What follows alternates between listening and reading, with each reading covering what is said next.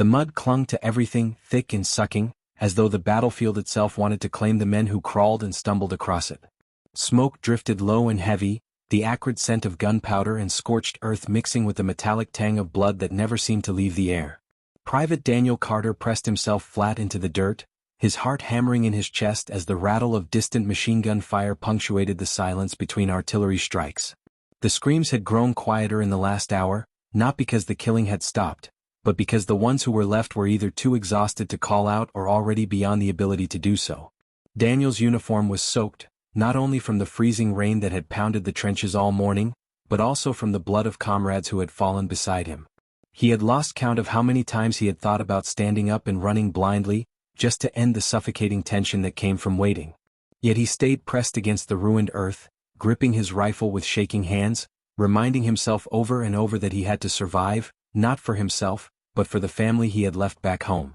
The silence was deceptive, a dangerous blanket stretched over the wasteland, because every soldier knew that the real danger wasn't the obvious chaos, but the unseen enemy who watched and waited, the one patient enough to bide his time until a desperate cry for help revealed the next target.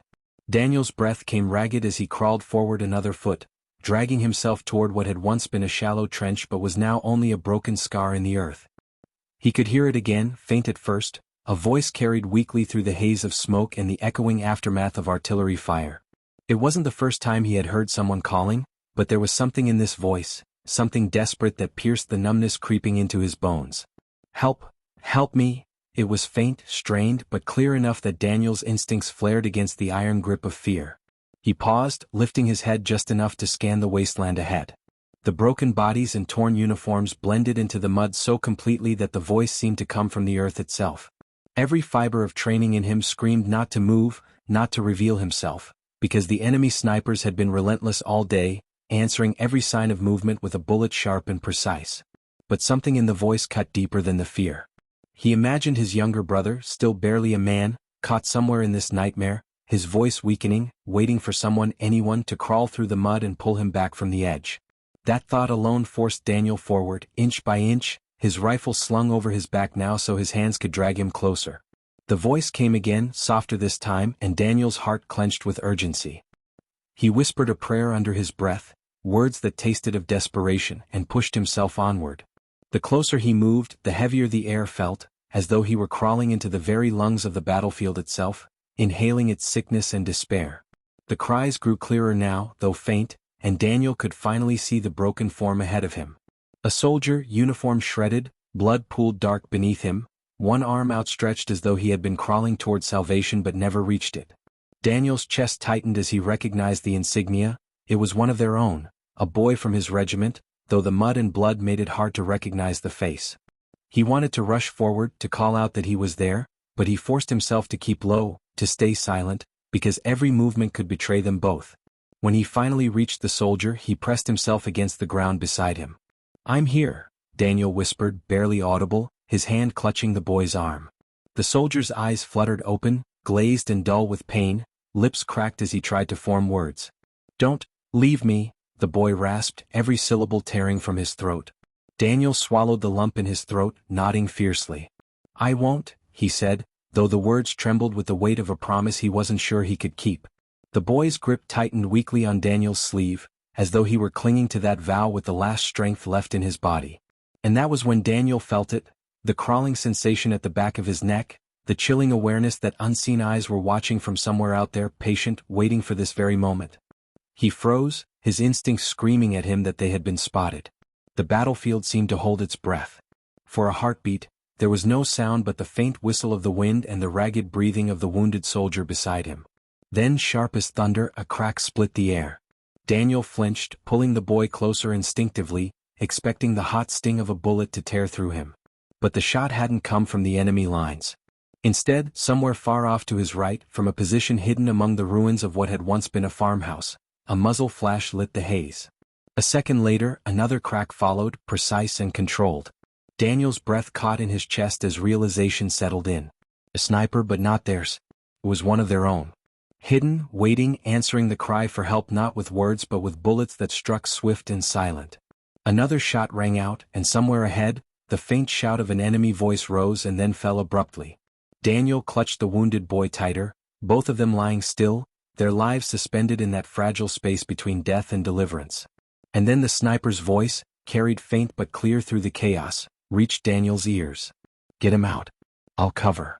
Relief washed over him in a surge so strong it nearly broke him. For the first time in what felt like endless hours, Daniel felt something flicker in the darkness that wasn't fear. It was hope, steady and sharp as the hidden rifle that had just declared itself on the battlefield. Daniel kept his body pressed flat against the mud, the wounded soldier clutched tightly against him, while the sniper's words echoed in his ears like a lifeline. "Get him out. I'll cover." Simple, sharp, direct. The kind of command that left no room for hesitation. But moving in daylight across a battlefield littered with wreckage and open ground was as good as painting a target on your back. Daniel's heart hammered as he assessed the field ahead, his eyes scanning for any trace of movement, any glint of metal that could betray the position of another enemy rifle. The boy in his arms gave a weak groan, the sound dragging Daniel's attention back to him. His face was pale, his breathing shallow, blood seeping steadily from a wound in his side. There wasn't time to waste. If Daniel delayed even a minute longer, the boy might not make it back to the trench alive. He tightened his grip, whispering hoarsely, "Hold on, I've got you," and then began to drag him inch by painstaking inch across the broken earth. Every movement felt impossibly slow, his muscles screaming against the effort, but he dared not rise higher than the mud. The enemy would be watching. Somewhere out there, unseen, their eyes were sweeping for any sign of movement. But above them, like a phantom, their hidden guardian waited with his rifle ready, an unseen protector who had already proven his presence with deadly precision. The world had narrowed to sound and instinct. Each scrape of fabric against dirt, each shallow gasp from the wounded boy seemed deafening in Daniel's ears. Yet each time fear surged, the sharp crack of the sniper's rifle answered somewhere across the field, silencing it. A shot rang out to the left, followed quickly by another. Daniel heard a faint cry, then silence. His hidden protector was cutting down threats before they could even line up their sights. Daniel kept moving, muscles aching, dragging the boy toward the thin remnants of cover where shell holes and collapsed timber from the old trench might shield them. The boy's eyes fluttered open again, unfocused, and his lips moved soundlessly. Daniel leaned closer, his breath harsh. "Save your strength. Just stay with me," he whispered fiercely. The boy's grip tightened weakly on Daniel's sleeve again, as though holding on to that human contact was the only thing tethering him to life. Daniel clenched his jaw, refusing to let the despair seep in. He had seen too many men fade out on this cursed field, their last words swallowed by the mud, but he wasn't about to let this one go without a fight. Not while someone out there was watching over them with a rifle steady enough to carve hope out of hopelessness. The ground ahead seemed endless, every foot of progress a battle of its own. Daniel's arms burned, his lungs screamed for air, but still he dragged. He dared a glance up and saw the faint outline of their trench not too far ahead, a jagged scar in the earth that marked the line between survival and slaughter. It felt impossibly far, yet tantalizingly close. Another shot cracked from their sniper's nest, sharper this time, followed by the faint echo of a scream cut short. Daniel's chest swelled with a strange mix of fear and gratitude. He had never seen this man, had never even heard his name, but right now his life and the boy's life belonged to that unseen marksman. He whispered a shaky thank you into the mud, even though he knew the sniper couldn't hear him. The boy stirred again, whispering something Daniel couldn't catch. He bent closer, straining to hear. "Don't leave me, not here." The words were broken, fragile. Daniel's throat tightened. "I won't," he promised again, fiercely this time. "We're going home. Do you hear me? You're not dying in this mud. Not today." He wasn't sure if he was saying it for the boy's sake or for his own, but the vow steadied his limbs as he pushed forward. Then, without warning, the sharp whistle of a bullet sliced past Daniel's ear, close enough that he felt the hot breath of air it left behind. He froze, his entire body going rigid. That had been close, too close. His stomach twisted with the sudden realization that the enemy had spotted them. Panic flared, but before it could consume him, another crack tore through the air and silence followed. Daniel realized with a rush of relief that their sniper had been faster, his rifle speaking with deadly authority. He didn't even have to see the man to know he was out there, watching, his crosshairs hunting down anything that dared to threaten them. Daniel swallowed hard, his nerves fraying but his determination hardening. He tightened his grip on the boy and started crawling again, faster now, spurred on by the knowledge that the sniper was their only shield against certain death. Another bullet zipped overhead, then another, but each time the hidden guardian answered with calm precision, silencing the threat. Daniel could almost imagine the man's fingers squeezing the trigger, steady as stone, his breath controlled, his eyes locked onto the battlefield with the kind of focus only the finest sharpshooters possessed. He was more than a soldier now. To Daniel, he was the voice of death for their enemies, the unseen angel keeping them alive. As they neared the shattered edge of the trench, Daniel's strength nearly gave out. His arms trembled violently, his chest heaving, but the sight of a medic leaning over the lip of the trench, waving frantically for him to hurry, gave him one last surge of determination. With a grunt, Daniel dragged the boy the final stretch, feeling rough hands reach down and seize the wounded soldier from him. "We've got him. Pull him in," someone shouted. Daniel collapsed into the mud for a moment, his vision swimming, before hands reached out to haul him in too. He tumbled into the trench, gasping for air, mud caked to his face and uniform. The medic was already working feverishly over the boy, bandaging the wound, checking his breathing. Daniel rolled onto his back, chest heaving, and let out a shaky laugh that sounded more like a sob. They had made it. Against all odds they had actually made it. But even in the relief, his thoughts turned upward, toward the ruins where the sniper had spoken through the crack of his rifle. He pushed himself up, staring into the haze of smoke and wreckage. Somewhere out there, their guardian still lay hidden, alone, watching the battlefield with unblinking eyes. Daniel whispered under his breath again, this time not to steady himself but in gratitude. "Thank you." The moment of reprieve didn't last long.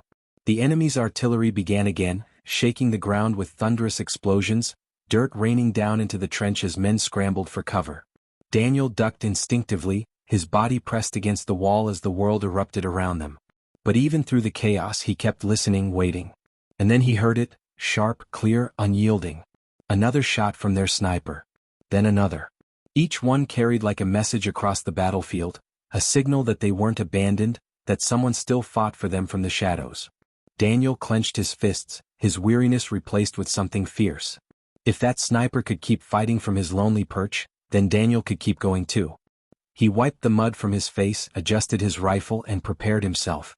The war was far from over, but for the first time in a long while, he believed they had a chance. The trench reeked of sweat, blood, and damp earth.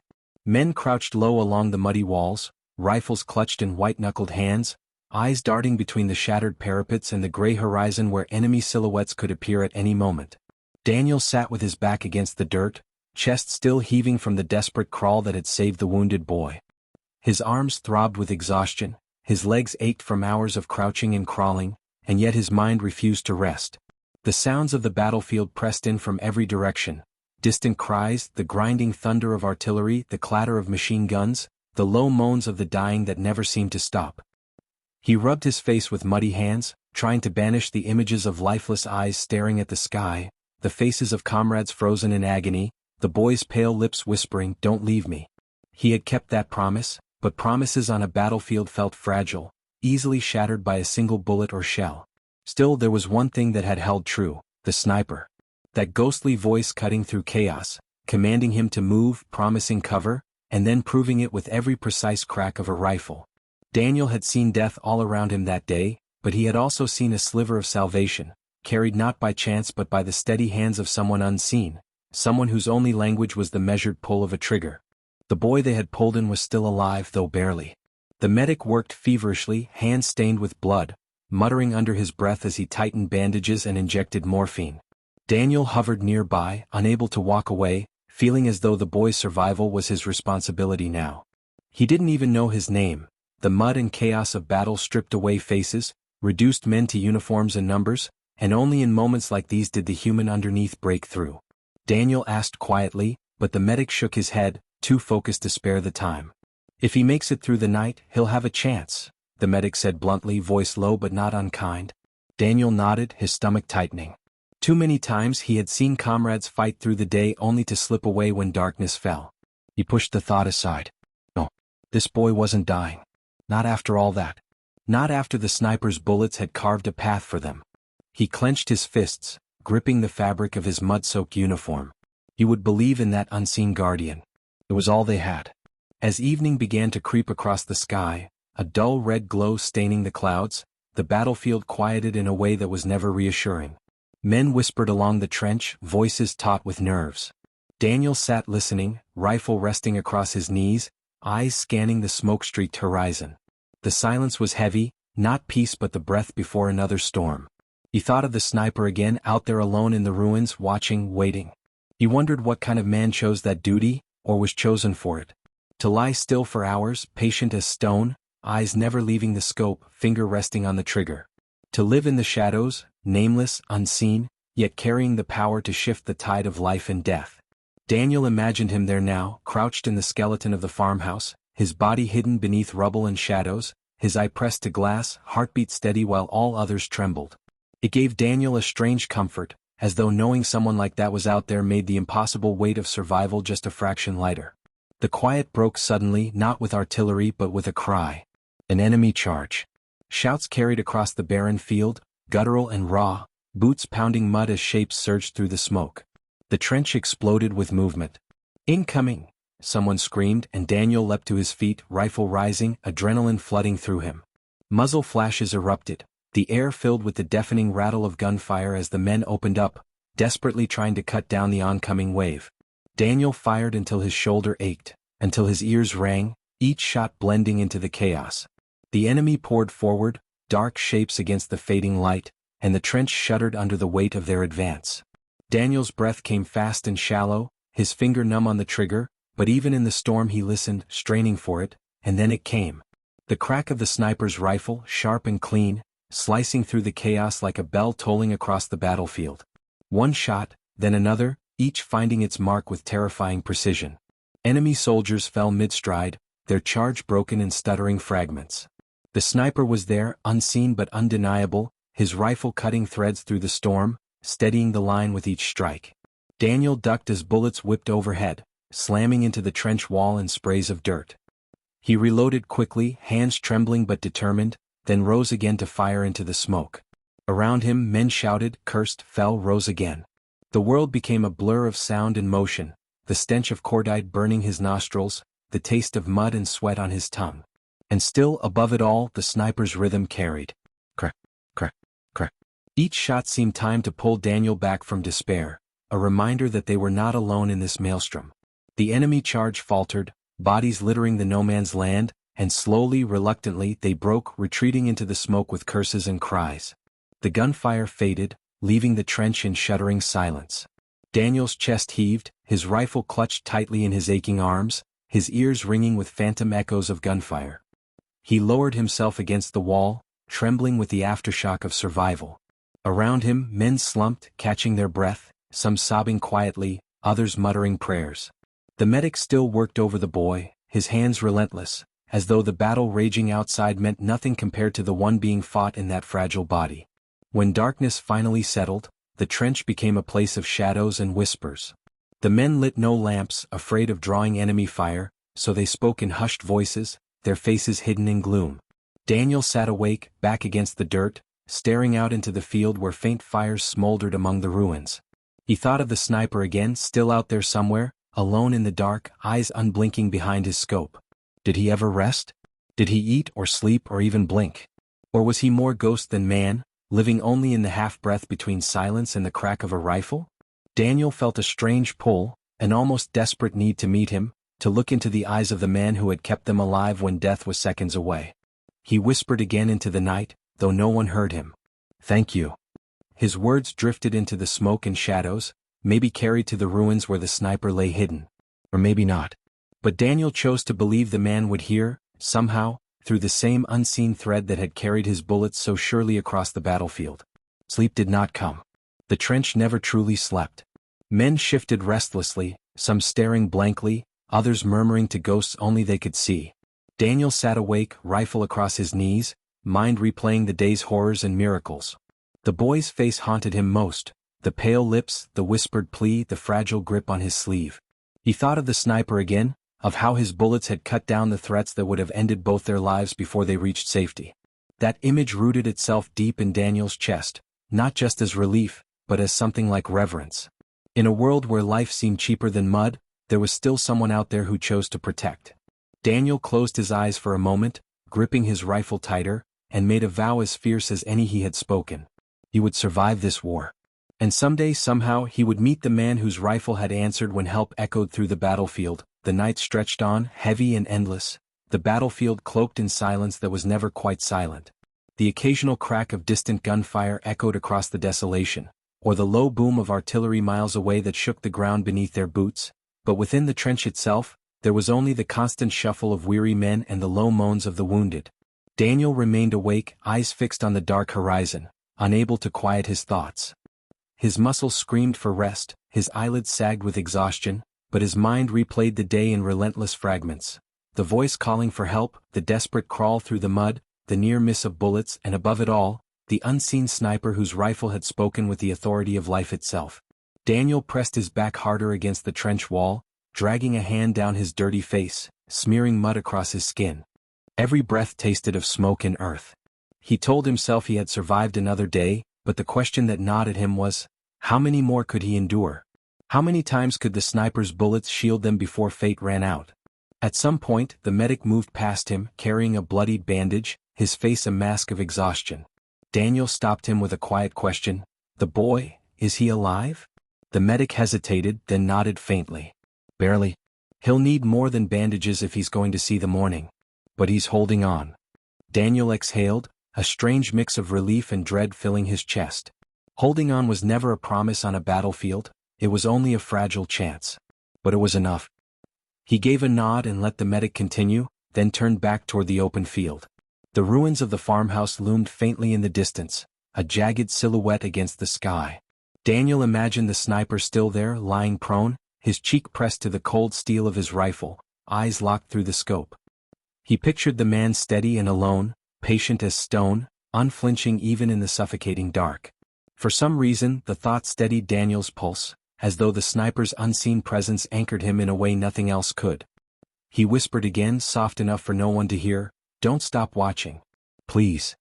Hours passed like decades, but eventually the sky paled at the edges, a dull gray light bleeding across the horizon. Dawn on the battlefield was always the most dangerous time, when shadows shifted, when soldiers on both sides braced for the day's blood. Men stirred in the trench, tightening straps, checking rifles, muttering prayers under their breath. Daniel gripped his own weapon, his hands stiff and cold, eyes fixed on the fog that curled across the no-man's land. The air was heavy with expectation, each breath a countdown. Then, as the first true rays of morning broke through the smoke, the whistle of shells cut the silence. Artillery screamed overhead and crashed into the ground beyond, throwing mud and bodies high into the air. The trench erupted with shouts. Daniel ducked instinctively, his heart slamming against his ribs as dirt rained down on them. The world became thunder and fire once more, the ground trembling beneath each strike. Men cursed, some prayed, others shouted orders, but Daniel focused only on breathing, reminding himself he was still alive, still here. Then came the other sound, the sharper, faster rattle of machine guns opening up across the enemy line. The attack was beginning. Through the haze, figures emerged, charging across the field. The enemy came again, rifles raised, bayonets flashing in the weak morning light, their shouts carrying through the smoke. Daniel rose, shouldering his rifle, and fired into the swarm. His ears rang with the chaos, the overlapping thunder of artillery, the machine guns spitting fire, the screams of men falling, the roars of those still charging. His shoulder jolted with every shot, his throat raw from shouting commands he barely realized he was giving. Around him, men fell and still the enemy advanced. Daniel's stomach clenched with fear, but he didn't stop firing. He couldn't.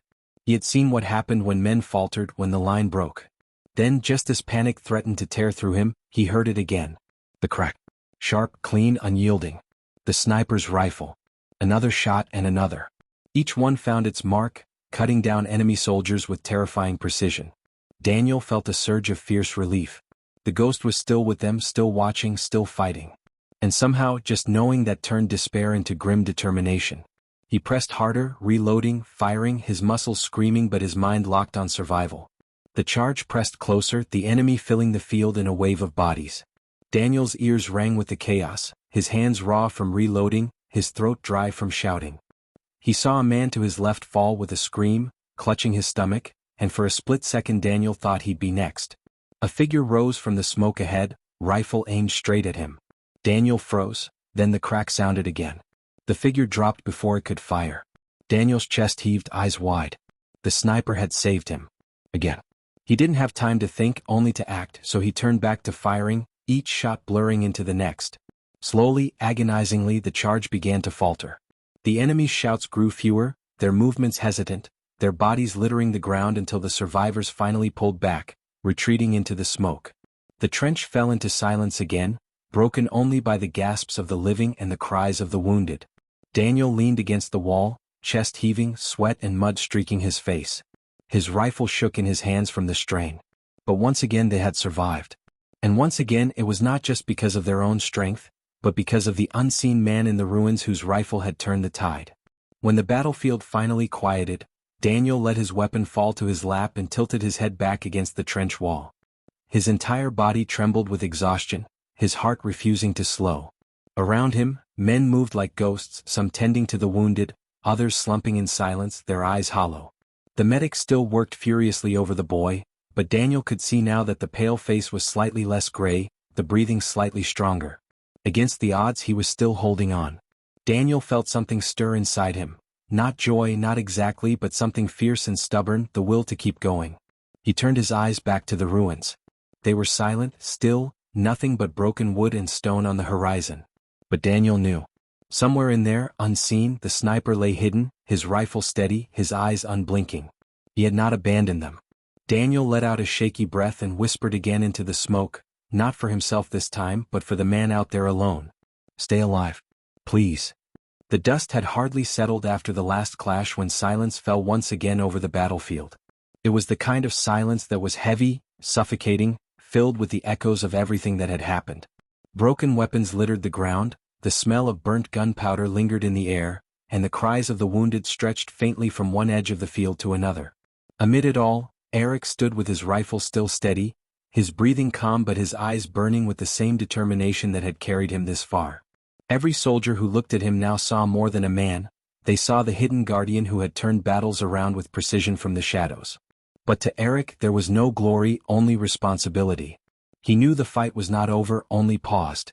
He could almost feel the enemy retreating and regrouping, planning their next strike, and he was already preparing himself for when they came back. The commander's voice crackled over the radio, ordering the men to regroup, tend to the wounded and reinforce their positions. Eric kept listening, his gaze scanning the far ridges, the ruins of old stone houses, and the broken walls that could easily hide a sniper just like him. The commander approached, his boots crunching over rubble, his expression hard but respectful. "We held because of you," he admitted quietly, almost as if he did not want others to hear the vulnerability in his tone. Eric gave a small nod, not taking his eye off the horizon. "We'll have to hold again," he replied. The words were simple but they carried weight. The commander seemed to understand. He placed a firm hand on Eric's shoulder for a brief moment before walking away to rally the others, leaving Eric with the ghosts of his own thoughts. Night fell slowly, bringing with it a deceptive calm. The men huddled around dim lights, whispering stories, sharing rations, trying to keep fear at bay. But Eric didn't join them. He climbed higher, to a ruined watchtower on the edge of the village, his rifle slung over his back. From up there he could see everything: the burned-out fields, the scarred earth, the broken lines of defense that looked so fragile in the moonlight. He settled into the shadows, his body still and quiet, merging with the ruin around him.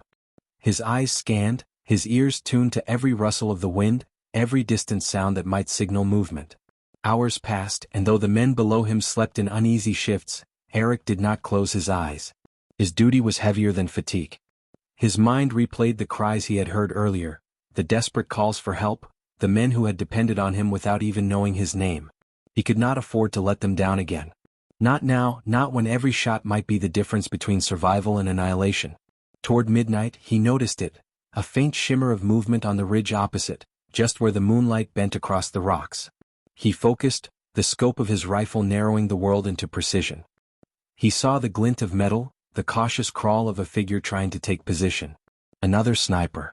His breath slowed, his finger resting lightly on the trigger. But he didn't fire immediately. He waited, studied, watching how the figure moved. This was no ordinary scout. This was someone trained, deliberate, patient. The enemy had finally sent a shadow to counter their shadow. A duel in silence was about to begin, and Eric knew it would not be easy. The other sniper was good. He could see it in the discipline of their crawl, the way they blended with the terrain. For a brief second, Eric felt the thrill of recognition, the kind a predator feels when it senses another predator nearby. The duel stretched on for long minutes. Both snipers knew that the first shot revealed everything, and both waited for the perfect moment. Eric's mind sharpened, his world narrowing to the subtle lines of stone and shadow across the ridge. He studied angles, imagined where the enemy's scope might be pointing, listened to the rhythm of his own heartbeat. Finally, when the enemy shifted slightly, exposing a faint silhouette, Eric exhaled and pulled the trigger. The shot cut through the silence, echoing like thunder in the night. The figure collapsed instantly, motionless against the rocks. But Eric did not celebrate. He knew better. He stayed locked on the ridge, waiting, and within moments he saw it, a second figure pulling back, dragging the fallen sniper to safety. His instincts were right. The first sniper had been bait and he had taken the shot. Now the real enemy sniper was still out there, watching him, learning him, waiting to strike when he least expected. The game had changed. Eric shifted position immediately, sliding deeper into the ruins of the tower, becoming part of the stone once more. His heartbeat was steady, his focus absolute. He had faced traps before, but this one was personal. Somewhere out there was another ghost like him, a hidden marksman who understood the patience and precision of this deadly craft. The battle was no longer about armies, but about two unseen figures locked in a contest of will and skill. Hours crawled by. The village below remained quiet, unaware of the silent war being waged above their heads. Eric did not move, and neither did the unseen enemy. It was as if time itself had frozen, both snipers waiting for the tiniest mistake that would decide everything. The tension was unbearable, yet Eric endured, his mind calm, his body steady.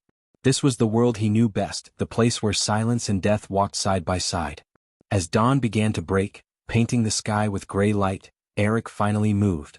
Slowly, carefully he shifted his angle, his scope catching glimpses of the ridge. And then he saw it, a faint breath of mist rising from behind a rock, the kind that only came from human lungs and cold morning air. His finger tightened, but just before he fired, another shot rang out. The bullet cracked against the stone inches from his head, spraying shards across his cheek. He dropped instantly, rolling deeper into cover, his rifle clutched tightly. The enemy had finally shown their hand. Eric's lips tightened into the faintest hint of a grim smile. This was it, the duel had begun in earnest. The hidden sniper had answered his challenge, and now it was a battle to the death. Down in the village, the men stirred awake, unaware that their fate hung in the balance of this unseen fight. They heard only one shot, then another, and then silence again. But Eric knew the truth. The battlefield had shifted into the hands of two shadows. And he vowed, as he pressed his back against the cold stone, that he would not lose. Not here. Not while the cries for help still echoed in his mind, not while men below depended on him. The hidden sniper had answered, but Eric's answer was not yet given. It would come with the first chance, the perfect shot, the moment that would end this silent war between ghosts. The night deepened, and the silence that had fallen over the battlefield was deceptive. Every soldier knew it was not peace, only the pause before another storm. The wounded had been dragged back to the makeshift shelter, and a few medics worked tirelessly in the flickering lamplight, their hands red from tending endless injuries. Ethan sat outside near the charred remains of what had once been a supply wagon. His rifle rested against his knee, his eyes staring across the dark horizon where only the faint outlines of ruined buildings could be seen. The smell of smoke still lingered heavy in the air, but under it was something else, something that told him the night wasn't done testing them. He thought back to earlier when the sniper had saved them, dropping two enemy soldiers before they could cut down his squad. He had searched for her afterward, hoping to find the shadow who had answered his desperate call, but she was nowhere to be seen. A phantom ally, slipping back into the night like she had never been there. Ethan wanted to believe she was still watching, that somewhere out there her rifle was pointed outward, ready to intervene again. But hope was a fragile thing on the battlefield. He rubbed his tired eyes, forcing himself to stay awake, because one careless moment of rest could mean never waking again. The silence broke suddenly with the sharp crack of distant gunfire. Ethan's head snapped up, his body instinctively reaching for the rifle. The others stirred too, but there was no chaos, only the grim readiness of men who had been through this countless times. The shots were far off, echoing faintly, but then came another, a shot that whistled close enough overhead to make him duck instinctively. A warning. His instincts screamed at him to find cover, but before he could move, a voice hissed from the shadows behind him. Stay down. It was her, the sniper. Ethan turned, heart pounding, and there she was again, crouched low, her long rifle cradled in her arms like an extension of herself. The hood of her cloak was pulled low over her face, but he could see the glint of sharp eyes beneath. She didn't wait for his questions. She raised the rifle, sighted, and a breath later, fired. The enemy's shot that had been meant for Ethan's position went silent in the dark. Another hostile silenced. "You followed us," Ethan muttered, both accusation and relief. "I don't follow," she replied coldly, reloading with a smooth motion. "I hunt." He wanted to ask her name, why she fought alone, why she saved them when she could have disappeared into the ruins without a word. But the battlefield didn't allow for conversations. Another shot rang out and she fired back without hesitation, her focus absolute. Ethan stayed crouched near her, providing cover with his own rifle when enemies tried to close in. Together they formed an unspoken rhythm, his eyes watching the flanks, her precision taking down threats before they became disasters. He realized then why the enemy feared her. She was not just a sniper. She was a ghost. Hours bled away in the tension of that silent duel across the night. Each time the enemy thought they had her pinned, she shifted like smoke, disappearing only to strike from another angle. Ethan marveled at her skill, but what struck him more was her resolve. She fought with a cold fire that came not from duty, but from something deeper. Vengeance, perhaps. Or survival. When the quiet finally settled again, and no more shots echoed, Ethan found himself breathing heavily, as though he had been running though he had hardly moved. She lowered her rifle and finally looked at him, her eyes catching a sliver of moonlight. "You keep your head too high," she said flatly. "That's how soldiers die." "I suppose I should thank you for keeping it attached," he replied, unable to mask the slight grin that slipped through his exhaustion. For the first time he thought he saw a flicker of something almost human in her expression. Not a smile, but not the cold mask either.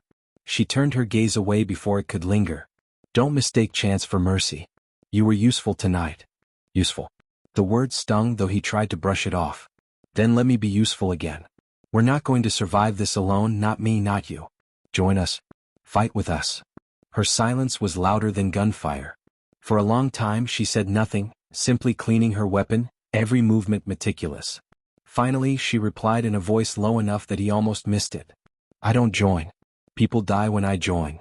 The weight in her words was undeniable. Ethan wanted to press, to ask what had happened to her before, what loss she carried that had carved her into this solitary figure. But before he could, a flare lit up the night sky in the distance, bathing the ruins in a harsh red glow. Enemy signal. More were coming. He and the sniper exchanged a glance, and in that silent acknowledgement the bond between them shifted. Not trust, not yet, but something close. A recognition that their survival was linked, whether she admitted it or not. When the enemy came, they came hard. Dozens of boots thundered across the broken streets, their shadows flickering in the blood-red light of the flare. Ethan shouted for his men to take positions, and the ragged squad scrambled to defend what little ground they held. Bullets ripped through the air, grenades exploded against walls, sending dust and shrapnel into the night. Ethan fired until his rifle grew hot, barely ducking behind a crumbled barricade in time. His ears rang, his heart pounded, but through it all, the sniper's shots cracked like a steady heartbeat, precise and merciless. Each time an enemy tried to flank, her bullet found them first. Each time their morale threatened to shatter, her presence steadied the line. But the enemy was relentless. They pushed closer, wave after wave, and Ethan knew they couldn't hold forever. He risked a glance toward her, shouting over the chaos. "We need a way out." She didn't look at him. She just fired again, then nodded toward the northern ruins. "There's a tunnel. Old drainage line. You can reach the hills from there. But you'll never make it unless someone covers the retreat." Ethan understood immediately. "No. You're not staying behind." Her eyes met his then, steady and unflinching. "You have men. I have only ghosts. Let me do what I was made for." Before he could argue, another explosion shook the ground, throwing him off balance. The decision was wrenched from him by necessity. He barked the order for his men to fall back toward the tunnel, even as part of him rebelled at leaving her behind. But she was already moving, taking a new position high on the broken walls, her rifle steady, her silhouette framed against the firelit night. For the first time Ethan saw her not as a shadow, but as a warrior carved from the battlefield itself. And as he led his men into the darkness of the tunnel, the last thing he heard was the echo of her rifle, each shot a promise that she would hold the line, no matter the cost. The forest edge bled into the scarred remains of the battlefield, the air heavy with the smell of charred earth and the metallic sting of blood. The sniper lay prone on a shattered ridge of stone, his scope sweeping across the expanse below. Every muscle in his body was coiled tight, every nerve alive, but his breathing stayed calm, measured. The soldier he had pulled out of the fire days ago was still with him, patched and steadier now, though the limp in his step betrayed how close death had come. They had not spoken much since the rescue. Words felt like luxuries in a world where every sound carried weight and every silence could mean survival. But the bond was there, unspoken, forged in that moment when one answered another's cry for help under the roar of chaos. From his perch, the sniper could see the enemy moving, faint shapes sliding between burnt trees and broken vehicles.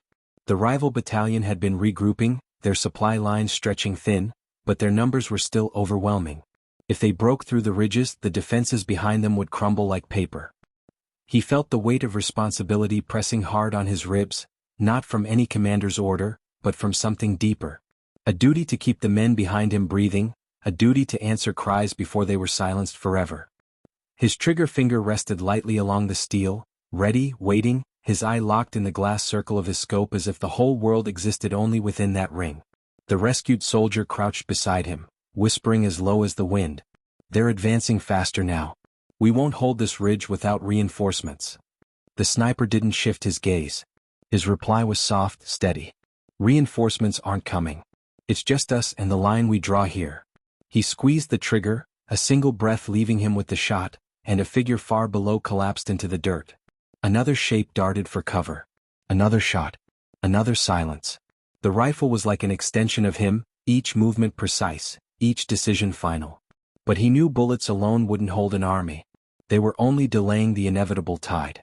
Hours dragged in slow rhythm, punctuated by the sharp crack of his rifle and the muted thump of artillery in the distance. Each kill bought seconds, minutes at most. The rescued soldier, though weakened, kept scanning with binoculars, calling targets, marking movements, his hands trembling but his voice steady. The two of them worked as if they had fought side by side for years, bound by necessity and trust that had no time to grow but grew anyway. The sniper's shots reached farther than his companion's words, but together they stitched a fragile thread of resistance across the battlefield. As twilight settled, the enemy's assault grew bolder. Firelight flickered across the horizon, casting long shadows that twisted with every movement. The sniper pulled back for a moment, checked his dwindling ammunition, then looked at the soldier beside him. His face was pale beneath the grime, his breath labored. Yet his eyes held the same fire he had shown that night he begged for help. The sniper felt something stir inside him, not pity, not pride, but a hard resolve. He had answered once and he would not stop answering now, even if it meant silence claiming him in the end. When the enemy surged again, they moved closer, almost within grenade range. The sniper adjusted positions, sliding back into deeper cover, forcing them to overextend. He fired fast and ruthless, each round breaking the rhythm of their advance. Bodies fell, confusion rippled, and for a heartbeat the tide faltered. The soldier covered the flanks with his sidearm, every shot ragged but desperate, refusing to yield. Smoke and dust wrapped around them, turning the world into a blur of shifting forms and echoing screams. It was no longer about victory, it was survival measured one shot at a time, one heartbeat against the endless march of boots. In the middle of the chaos, the sniper caught a sound that froze him, a faint, pained cry cutting through the din. Not his companion's voice, but another soldier hidden in the ruin calling out for help. He knew what it meant. An injured man trapped, too exposed to move. The sniper's instincts sharpened like a blade. He could ignore it, keep to the ridge, focus on holding back the swarm. But that cry tore at him the same way the first one had. He glanced at his comrade, saw the exhaustion carved into his face, the unspoken question in his eyes. Then the sniper made his choice. "Stay here. Cover me." His voice was low, resolute. The soldier's eyes widened. "You'll never make it down there alive." The sniper checked his weapon, reloaded with mechanical precision. "I'll make it. I always answer." Then he slipped away from the ridge, descending into the maze of wreckage and smoke.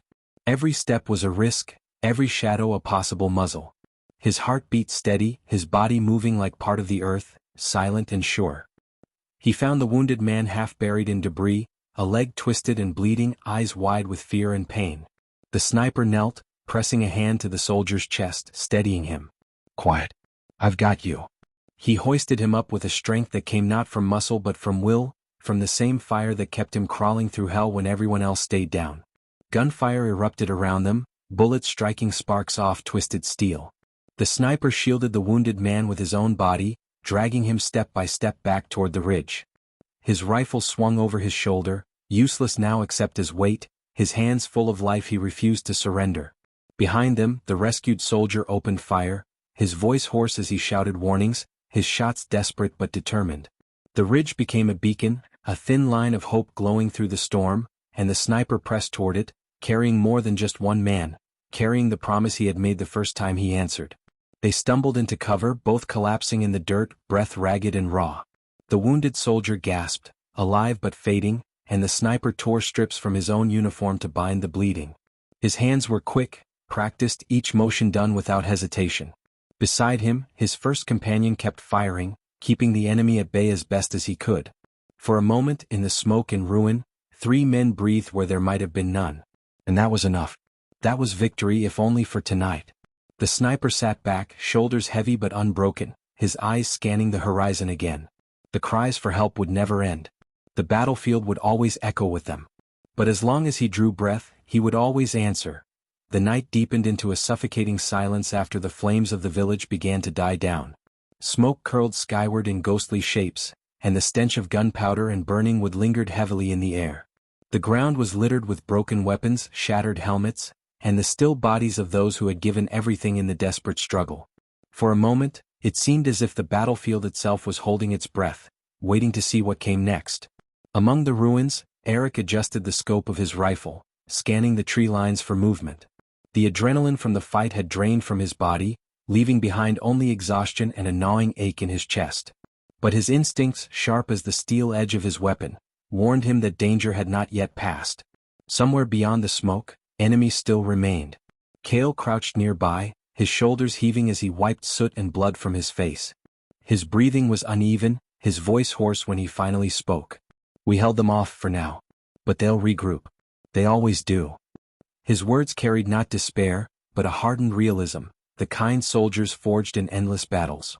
Eric nodded without looking away from the treeline. His finger hovered near the trigger. "Then we don't give them the chance. We cut their line of sight. We force them back before dawn." Cale let out a bitter chuckle. "And with what men, Eric? Half of them are gone. The rest, barely standing." He gestured toward the survivors, huddled around the remnants of a fire. Their silhouettes flickered in the dim glow, bandaged and battered, yet clinging to life with stubborn defiance. Eric finally lowered his rifle and turned to face him. The faint glow illuminated his scarred features, the hollow fatigue in his eyes, and the weight of command pressing on his shoulders. "Then we use what we have left," he said firmly. "Because if we give them a night to recover, they'll bury us by morning." For a long moment, Cale said nothing, only studying the man who had once been a ghost on the battlefield, the sniper who answered cries for help from shadows no enemy could reach. Eric's resolve had not faltered despite everything, and Cale realized that if there was even a sliver of hope left, it was because of this man. The survivors gathered when summoned. Their weapons were cracked, their armor scorched, and their faces etched with grief. Yet as Eric spoke, a quiet fire kindled in their eyes. He did not make grand promises of victory. He did not speak of glory or salvation. He spoke of survival, of holding the ground their brothers had died on, of standing one more night against the storm that sought to erase them. "Every shot counts," Eric said, his voice steady despite the ache in his throat. "Every breath we draw denies them what they came for. We fight for each other, for the ones who can't rise again. If this is our last stand, let it be one they'll remember." The night stretched on as they fortified what remained of the village. Barricades were reinforced with splintered beams, rifles cleaned and reloaded, traps laid in the shadows of the trees. No one spoke much, each man wrapped in his own thoughts, haunted by memories of laughter now silenced forever. Yet amid the despair there was also unity. They were more than survivors, they were a shield, and their shield had Eric at its center. When the attack came, it was sudden, like thunder splitting the heavens. Mortar shells screamed overhead, shattering against stone walls, shaking the ground beneath their feet. The enemy surged from the forest like a tide of shadows, their rifles spitting fire, their voices howling with cruel certainty.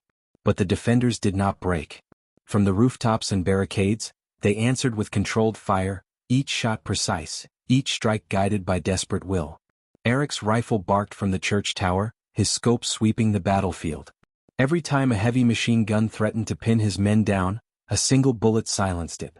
Every time an enemy commander raised his arm to rally the charge, he fell with a hole between his eyes. Eric moved like a phantom, his shots arriving faster than the invaders could adjust.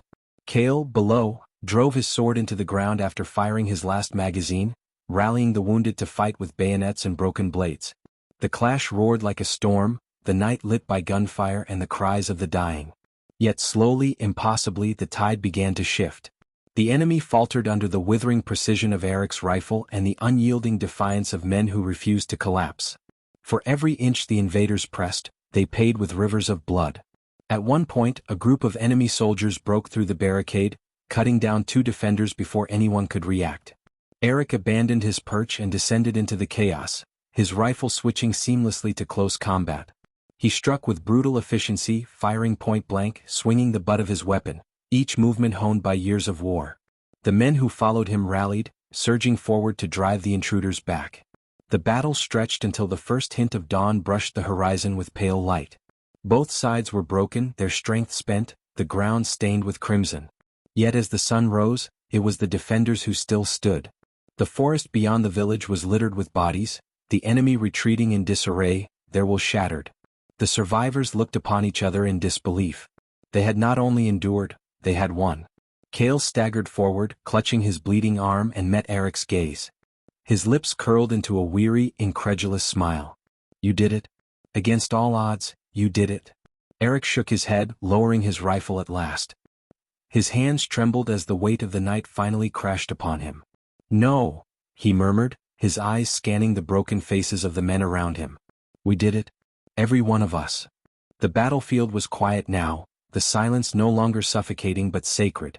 Birds began to stir in the trees, their song hesitant but real, like a promise that life could return even to soil drenched in blood. The survivors tended to their wounded, buried their dead, and stood together beneath the rising sun. Eric climbed once more to the tower, his rifle slung across his back. From that high perch, he looked out across the battlefield where so many had fallen. His heart was heavy, but for the first time in years, a glimmer of peace flickered within him. He had answered the call for help, not as a lone shadow but as part of something greater. And those scars of the night would never fade, the dawn was theirs. The end.